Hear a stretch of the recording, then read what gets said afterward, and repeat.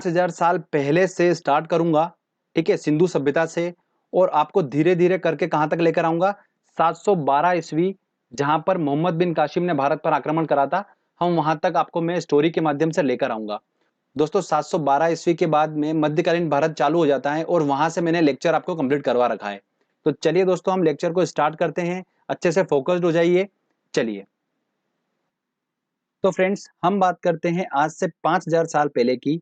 जो सबसे पुरानी सभ्यता है वो है कौन सी, सिंधु हड़प्पा सभ्यता, इंडस वैली हड़प्पा सिविलाइजेशन, हम उसकी बात कर रहे हैं। तो देखिए ध्यान से सुनिए, सबसे पुरानी जो सभ्यता थी वो कौन सी थी, सिंधु सभ्यता। हड़प्पा सभ्यता जो है वो सबसे पुरानी सभ्यता है। सिंधु सभ्यता के लोग जो थे वो भारत के मूल निवासी द्रविड़ लोग कहलाते थे। क्या कहलाते थे, भारत के मूल निवासी द्रविड़ लोग कहलाते थे। अब बात आती है कि सिंधु सभ्यता की खोज हुई कैसे, पता कैसे चला इसके बारे में।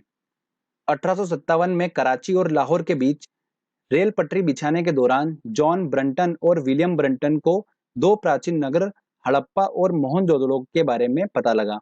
और इस सभ्यता का नाम हड़प्पा इसलिए रखा गया क्योंकि जब इन दो नगरों के बारे में पता चला, उसके बाद में जो उत्खनन का काम चालू हुआ, खोदने का काम चालू हुआ, पाकिस्तान के पंजाब प्रांत में स्थित हड़प्पा नामक स्थान पर पहली बार उत्खनन का खुदाई का काम चालू हुआ।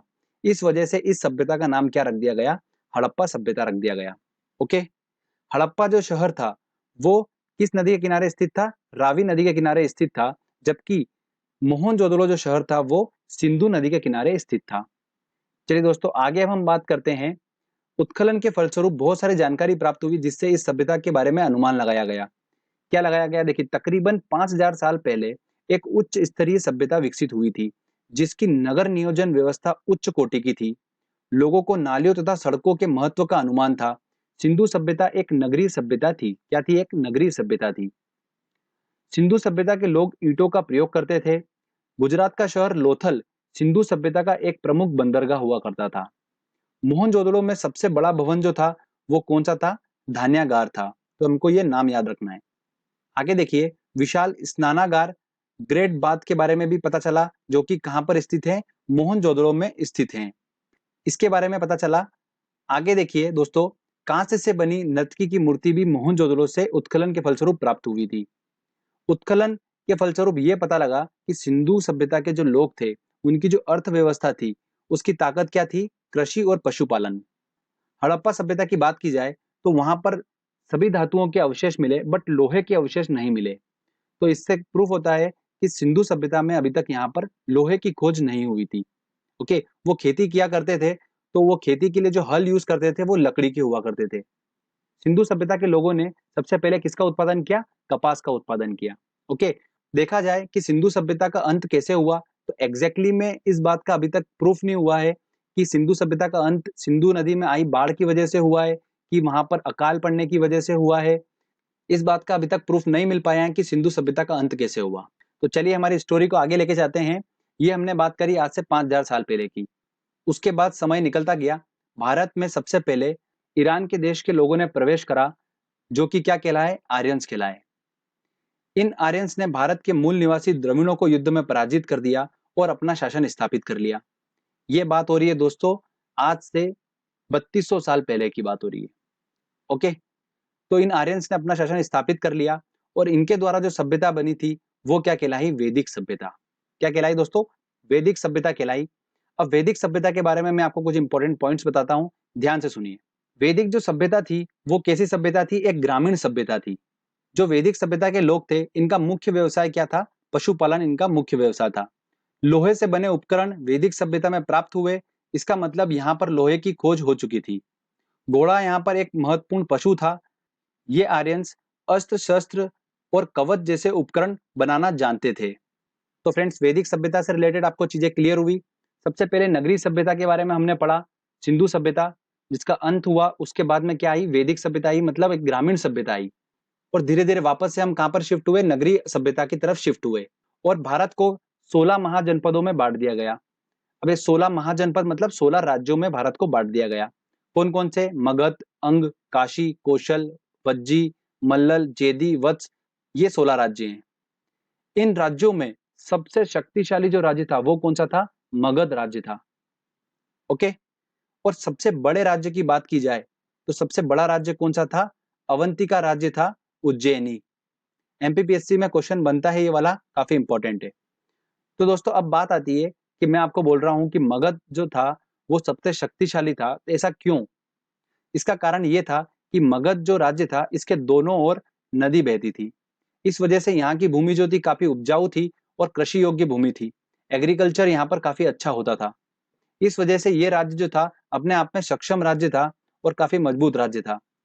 और दोस्तों विंध्याचल श्रेणी जो है वो देखिए मैप में आपको क्लियर हो रहा होगा, मगध के पास से बिल्कुल होती हुई निकल रही है।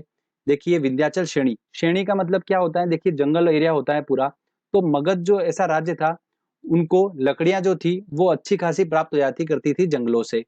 और यहाँ के जानवर जो थे जंगल के, उनको वो अपने युद्ध में उपयोग किया करते थे। हाथियों का पहली बार युद्ध में उपयोग किस राज्य ने किया था? मगध राज्य ने ही उपयोग किया था इनका। ठीक है, ये 2015 एसएससी का क्वेश्चन था, काफी इंपॉर्टेंट है, ध्यान रखिएगा। तो इस प्रकार से दोस्तों मगध जो राज्य था वो काफी शक्तिशाली राज्य था। और दोस्तों हमारा जो प्राचीन इतिहास है वो पूरा मगध के आसपास घूमेगा। तो आप बिल्कुल ध्यान से सुनिए इस बात को। यहाँ पर बहुत सारे राजा आए, अलग अलग राजा आए। इन राजाओं का क्या उद्देश्य था? ये जो 16 महाजनपद के बारे में आप देख रहे हैं, इन 16 महाजनपदों पर कब्जा करना। और सिर्फ एक ही ऐसा राजा था जिसने 16 महाजनपदों पर कब्जा कर लिया था, वो कौन था? सम्राट अशोक। उसके बारे में हम आगे बात करेंगे।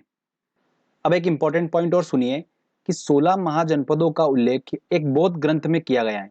उस बौद्ध ग्रंथ का नाम एग्जाम में अक्सर पूछा जाता है। तो वो बौद्ध ग्रंथ कौन सा है? देखिए अंगूर है। कौन सा है? अंगूर। इसके अंदर 16 महाजनपदों का उल्लेख किया गया है। अब देखिए दोस्तों ये हमारी ट्रिक थी। जो बौद्ध ग्रंथ था उसका नाम है अंगुत्तर निकाय। क्या है दोस्तों? अंगुत्तर निकाय। आपके दिमाग में सेट हो चुका होगा अंगूर वाली इमेज। अब जब भी एग्जाम में अगर ऐसा आएगा कि 16 महाजनपदों का उल्लेख एक बौद्ध ग्रंथ में किया है, तो वो किसमें किया है? अंगूर में किया है। हमको ऐसे ध्यान रखना है, किसमें किया है? अंगूर में किया है।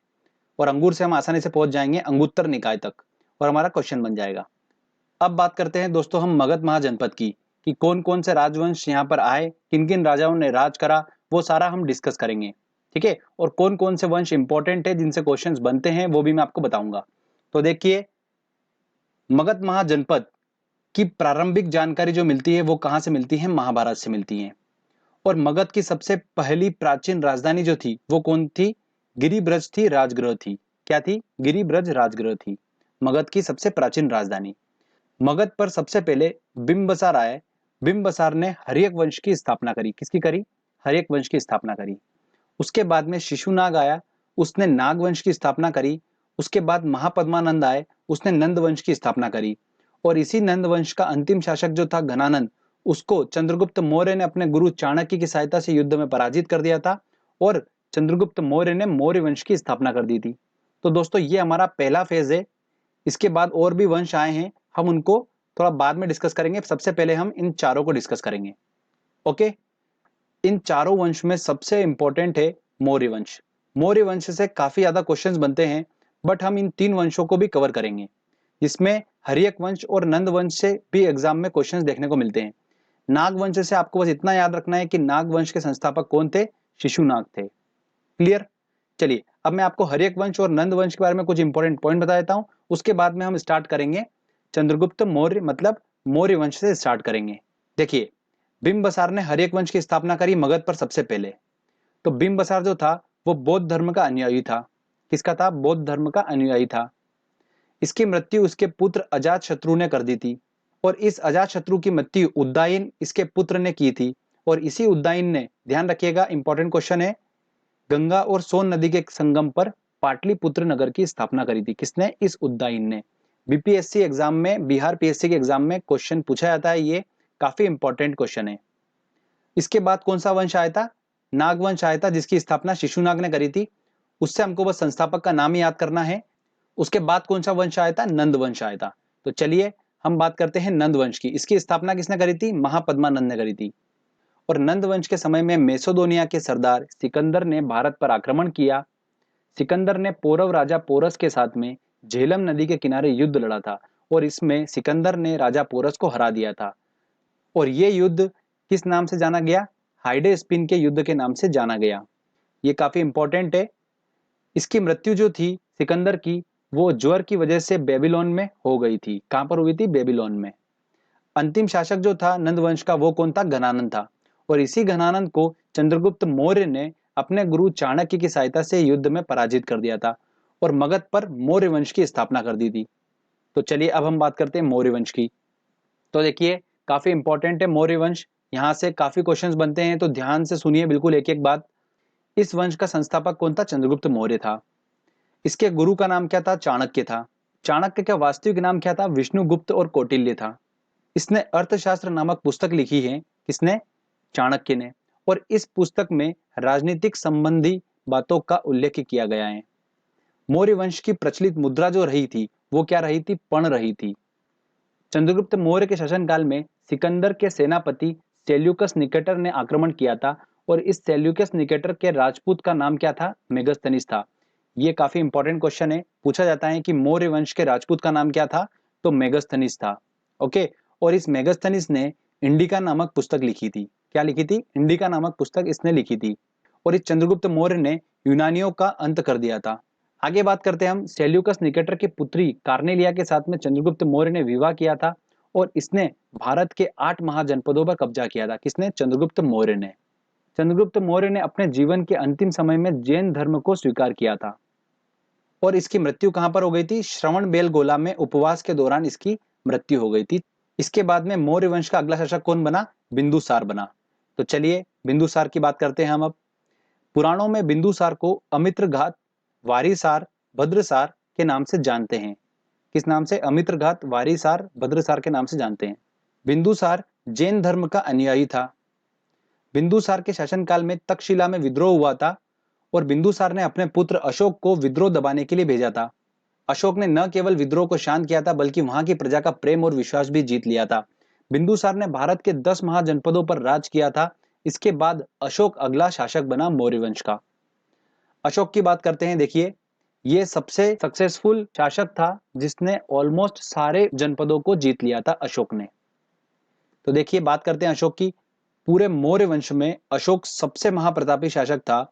इसके शासनकाल में शिलालेखों का प्रचलन बढ़ा था। इन शिलालेखों की खोज सबसे पहले 1750 में फेन थेलर ने की थी और सबसे पहले 1837 में इसको जेम्स प्रिसेप ने इन शिलालेखों को पढ़ा था। तो खोज किसने करी थी? फेन थेलर ने की थी और सबसे पहले इन शिलालेखों को पढ़ा किसने था? जेम्स प्रिसेप ने पढ़ा था। ठीक है, ये काफी इंपॉर्टेंट क्वेश्चन है। प्रारंभ में तो अशोक जैन धर्म का अनुयायी था, लेकिन बाद में कलिंग युद्ध में भारी मारकाट के बाद इसने शस्त्रों को त्याग दिया था और इसने गौतम बुद्ध के शिष्य उपगुप्त से बौद्ध धर्म की दीक्षा ली थी। इस वंश का अंतिम शासक कौन हुआ? वृद्धत हुआ। एक नोट ध्यान रखिएगा, स्पेशली अशोक जो था वो देवानाम प्रिय के नाम से विख्यात था। देवानाम प्रिय। तो फ्रेंड्स यहां पर हमारा ये मौर्य वंश खत्म होता है। इसके बाद में कौन सा वंश आया? चलिए मैं आपको बताता हूं। तो देखिए दोस्तों, हमने मौर्य वंश तक कंप्लीट कर लिया है। अब आगे बात करते हैं कि मौर्य वंश के बाद कौन सा वंश आया। तो देखिए मौर्य वंश का अंतिम शासक कौन था? वृद्धत था। इसको युद्ध में पराजित कर दिया पुष्यमित्र ने और शुंग वंश की स्थापना कर दी। शुंग वंश के बाद में वासुदेव आए। वासुदेव ने कर्ण वंश की स्थापना करी और उसके बाद सिमुक आया। सिमुक ने सातवाहक वंश की स्थापना करी और उसके बाद में इस सातवाहक वंश के अंतिम शासक सातकर्णी को युद्ध में पराजित करा श्रीगुप्त ने और गुप्त वंश की स्थापना कर दी। तो अब हमको क्या पढ़ना है दोस्तों? अगला इंपॉर्टेंट आ रहा है हमारा गुप्त वंश। तो देखिए दो हाईलाइटेड आपको दिख रहे होंगे, मौर्य वंश और गुप्त वंश। ये मौर्य वंश और गुप्त वंश दोनों बहुत ज्यादा इंपॉर्टेंट है, इनसे बहुत ज्यादा क्वेश्चंस बनते हैं। और जो शुंग वंश है, कर्ण वंश है और सातवाहक वंश है, इनके हमको संस्थापक के नाम याद करना है और इनका सीक्वेंस याद रखना है। ठीक है, इनके सीक्वेंस से और संस्थापक से क्वेश्चंस बनते हैं। तो शुंग वंश की स्थापना किसने करी? पुष्यमित्र ने करी। कर्ण वंश की स्थापना किसने करी? वासुदेव ने। सातवाहक वंश की स्थापना किसने करी? सिमुक ने करी। ठीक है, और इसी सातवाहक वंश के अंतिम शासक सातकर्णी को युद्ध में पराजित करा श्रीगुप्त ने और गुप्त वंश की स्थापना कर दी। तो चलिए दोस्तों हम अब बात करते हैं गुप्त वंश की। तो देखिए दोस्तों, श्रीगुप्त की बात करते हैं। श्रीगुप्त ने भारत के 6 महाजनपदों को जीता था। इसके बाद घटोत्कच आया और फिर चंद्रगुप्त प्रथम अगला शासक बना था। चंद्रगुप्त प्रथम आया। चंद्रगुप्त प्रथम ने लिच्छवी राजकुमारी देवी के साथ विवाह किया था। देखिए काफी इंपॉर्टेंट है, नाम याद रखिएगा, लिच्छवी राजकुमारी देवी के साथ विवाह किया था। इसी ने भारत में गुप्त संवत की स्थापना की थी। किसने? चंद्रगुप्त प्रथम ने। लिच्छवी राजकुमारी देवी का जो पुत्र था समुद्रगुप्त, वो चंद्रगुप्त प्रथम के बाद में अगला शासक बना। तो चलिए हम बात करते हैं अब समुद्रगुप्त की। समुद्रगुप्त संगीत प्रेमी था और इसने अपने सिक्कों पर वीणा बजाती हुई देवी की मूर्ति अंकित की थी। महापराक्रमी होने की वजह से इसे भारत देश का नेपोलियन कहा जाता था। किसको? समुद्रगुप्त को। इसके बाद में चंद्रगुप्त द्वितीय अगला शासक बना। चंद्रगुप्त द्वितीय जो था उसको किस नाम से जाना जाता था? विक्रमादित्य के नाम से भी जाना जाता है। यह भी एक महाप्रतापी शासक था। इसने भारत में शकों के आक्रमण को विफल कर दिया था। अब शकों के आक्रमण से आप क्या समझ रहे हैं? विदेशी आक्रमण को विफल कर दिया था। ओके। भारत के इतिहास में सबसे पहले चांदी के सिक्के चलाए थे, वो किसने चलाए थे? चंद्रगुप्त द्वितीय ने ही चलाए थे। कालिदास, आर्यभट्ट, वराहमिहिर, ब्रह्मगुप्त, सुश्रुत इत्यादि विद्वान इसी के शासन काल में थे। देखिए 3 बता रहा हूं जो बहुत ज्यादा इंपॉर्टेंट है। कालिदास, आर्यभट्ट, वराहमिहिर, ये तीनों तो बहुत ही ज्यादा इंपॉर्टेंट है। ध्यान रखना, ये तीनों विद्वान किसके शासन काल में थे? चंद्रगुप्त द्वितीय के शासन काल में थे। और इनसे रिलेटेड कुछ इंपॉर्टेंट पॉइंट्स बता रहा हूं, वो देख लीजिए। आर्यभट्ट जो थे वो खगोल वैज्ञानिक और गणितज्ञ थे और आर्यभट्ट ने सूर्य सिद्धांत की रचना की थी। किसकी? सूर्य सिद्धांत। अगला पॉइंट सुनिए, वराहमिहिर जो थे वो एक क्या थे? खगोल शास्त्री थे। ये एसएससी 2011-15 का क्वेश्चन है, 2 बार रिपीट हुआ है। आगे देखिए, कालिदास ने मेघदूतम और कुमार संभव की रचना की है। किसकी? मेघदूतम और कुमार संभव की। चंद्रगुप्त द्वितीय का शासनकाल भारतीय इतिहास का स्वर्ण काल कहलाता है। इसके बाद में अगला शासक कौन बना? कुमारगुप्त। कुमारगुप्त की बात करते हैं तो देखिए, नालंदा यूनिवर्सिटी की स्थापना किसने करी थी? कुमारगुप्त ने ही की थी। इसके बाद स्कंदगुप्त अगला शासक बना। स्कंदगुप्त की बात करते हैं तो इसने भारत में सबसे ज्यादा कृत्रिम झीलों का निर्माण कराया था। किसने? स्कंदगुप्त ने। इस वंश का अंतिम शासक कौन हुआ था? भानुगुप्त हुआ था। तो फ्रेंड्स यहाँ पर हमारा ये गुप्त वंश जो है वो खत्म होता है। जो हम गुप्त वंश की बात कर रहे थे, ये गुप्त वंश का समय चल रहा था 250 ईस्वी से लेकर 500 ईस्वी तक। तो हम 500 ईस्वी तक तो आ गए। अब देखिए इसके बाद हमारा एक छोटा सा सेक्शन बच रहा है। वो क्या बच रहा है? दक्षिण भारत के राजवंश, जैसे चालुक्य वंश, चोल वंश, ये सारे जो वंशज हैं इन सबको हम, दक्षिण भारत के जितने भी राजवंश है, इनको हम एक सेपरेट लेक्चर में कवर करेंगे विद क्वेश्चन आंसर टेस्ट के साथ में। ओके, चलिए आगे हम बात करते हैं अब कुछ इंपॉर्टेंट पॉइंट्स की जो कि हमको पता होना चाहिए। भारत में वेदों की संख्या कितनी है? 4 है। वेद शब्द का मतलब क्या है? ज्ञान है। क्या है वेद शब्द का मतलब? ज्ञान। अब देखिए 4 जो वेद है वो कौन कौन से, हमको डिस्कस कर लेते हैं। ऋग्वेद, ये सबसे प्राचीनतम वेद है और इसे संस्कृत भाषा का जनक माना जाता है। किसको? ऋग्वेद को। गायत्री मंत्र की रचना ऋग्वेद से ही की गई है। इसमें 10 मंडल व 1028 सूक्त हैं। ये 1028 दिमाग में छप जाना चाहिए, ठीक है। साम्यवेद की बात करते हैं तो इसको भारतीय संगीत का जनक माना जाता है। साम्यवेद को भारतीय संगीत का जनक माना जाता है। अगला बात करते हैं हम यजुर्वेद की। इसमें कृष्ण की उपासना का उल्लेख मिलता है यजुर्वेद में। और सबसे लास्ट आता है अथर्ववेद। सबसे आधुनिकतम वेद जो है वो कौन सा है? अथर्ववेद है। और जादू टोना टोटका अथर्ववेद से ही लिया गया है। अगला पॉइंट आता है हमारा, राजतरंगिणी पुस्तक के लेखक का नाम क्या है? कल्हण है। यह पुस्तक कश्मीर के इतिहास से संबंधित है। चीनी यात्री ह्वेंगसान हर्षवर्धन के शासनकाल में आए थे, जबकि चीनी यात्री फाहियान चंद्रगुप्त द्वितीय के शासनकाल में आए थे। ये बहुत ही इंपॉर्टेंट पॉइंट है, ध्यान रखिएगा। अगर आपको याद करना है, देखिए हर्षवर्धन का ह और ह्वेंगसान का ह, ये दोनों मैच करेगा तो आप कंफ्यूज नहीं होंगे। और फाहियान जो है वो चंद्रगुप्त द्वितीय के शासनकाल में आया था। बहुत ही ज्यादा इंपॉर्टेंट है। भारत का आइंस्टीन किसे कहा गया है? नागार्जुन को कहा गया है। तो फ्रेंड्स यहाँ पर हमारा प्राचीन भारत का जो थ्योरी सेक्शन है वो कंप्लीट होता है। मैंने पूरी कोशिश करी है कि मैं स्टोरी के माध्यम से आपको पूरा समझाऊं। दोस्तों अब हमारे सिर्फ 2 छोटे छोटे टॉपिक रह जाते हैं। एक रह जाता है धार्मिक आंदोलन, जिसमें हम पढ़ेंगे बौद्ध धर्म, जैन धर्म को, और दूसरा